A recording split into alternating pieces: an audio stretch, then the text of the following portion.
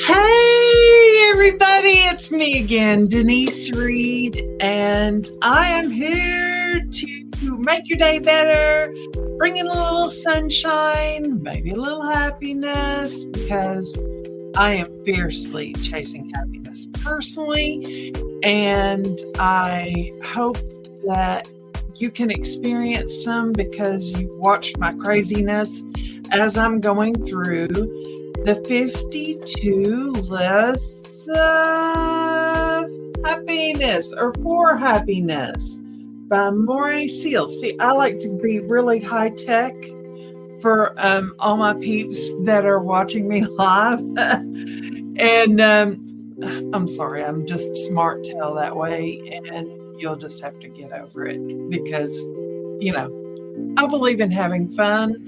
No matter how horrible life might be or whatever the circumstances are, I'm definitely not a stick in the mud, and I believe in having a good time. So just saying, I want to help you create your 52 lists for happiness.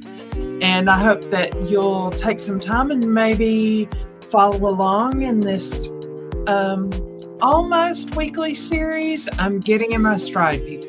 Getting in my stride. And hopefully you'll be along for the ride, and I'll just keep getting better, and you'll just keep being entertained. And in the meantime, we'll just live life better. And that's my whole goal for putting this podcast/video cast together and sharing my silliness with a few friends. So today is list 6. Are you ready? We're gonna go on into list 6 in the 52 lists of happiness. Now get prepared. Try not to be a Debbie Downer, but I feel like list 6 is a bit of a Debbie Downer. And I'm just going to try to help us work through it and not stay in that negative place. So here it is, list 6. I'm going to read it just as it shows in the journal. List the things from your past and present that feel like blockades in the way of happiness. Some of us have a whole lot more blockades than others, and the struggle is real, and I recognize that. I have quite a few friends that are dealing with a whole bunch of stuff in their personal and professional lives that's tad difficult right now. So I'm hoping that I can shake some things up and help you stretch a little bit. And I know this or these few items that I'm listing in my list 6 or things that I feel that have held me back from finding my true happiness are, one of them is lack of funds. I don't know about you, but we all have some case of lack of funds that keep us from pursuing our happiness in life. And sometimes you just have to figure out the whole bunch of free stuff that makes you happy, that you don't have to spend money on, that are worth pursuing. So sometimes you just have to be more creative. And so anyway, I hope you'll stretch a little bit and explore all the free stuff that is not blocking you from your happiness.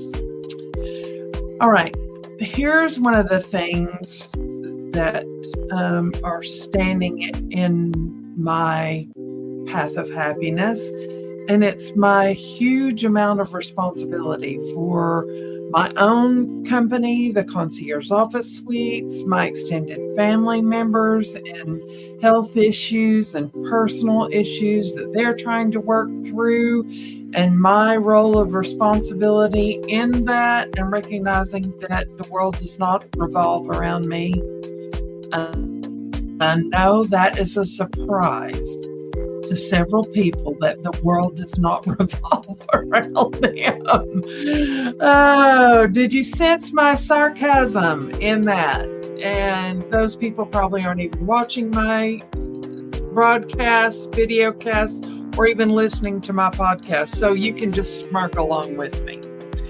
So Maurea Seal, the author of Turn It the Right Way, 52 Lists for Happiness, says to take action on these things. She says, look back at list 5, which we covered last week, and see if any of your past great decisions can influence how you handle the things that currently stand in your way of happiness. Yeah, sometimes it takes looking back to go forward. And realizing that you really do have some inner strength and you can change to actually change things around you. And it's all up here between your two ears. It's your decision to live differently. And I have led several mastermind groups here locally in Chattanooga and shared my life experience in social media and all that kind of stuff in the past. And one of the things that I have perpetually asked myself is really, how might we move forward? How might we move forward? That's a valid question. And if you can answer that question, man alive, you can maybe take a bunch of little mini steps to take a big leap. So ask yourself, how might we move forward in a positive way? And to bring others along with you as you're moving forward. That is the real question, is how can you bring others along? Here's another one. Why are we? Why are we here? What did we do? How can we make it different? Just why are we doing it this way? Why are things the way they are? And, flesh that out for yourself. Sometimes it takes writing it down or maybe talking into a recorder and really asking yourself, why are we? Now, here's a great question. What if we pursued something differently? What if we brought other people along for the ride? What if? And that's not just a kid's question. That can be a real grown-up question. What if? That takes off all the roadblocks. That stops all the negativity in my book, because what if, for me, brings me hope that what if I got up at a different time? What if someone came along and helped? What if we did it a different way? What if? So play the what if game if you're experiencing some negativity in your path to happiness on list 6. Here's another idea. How can we? How can we do this differently? How can we make things happen? How can we take the next step? How could we invite someone to play along or participate in whatever we're trying to pursue that makes us happy? Just think about that. How can we do something? That gives me hope and helps me realize that the world is not a bad place. And I keep reminding my 11-year-old granddaughter, it's not a bad day. It's a great day, and just a few bad things have happened in it.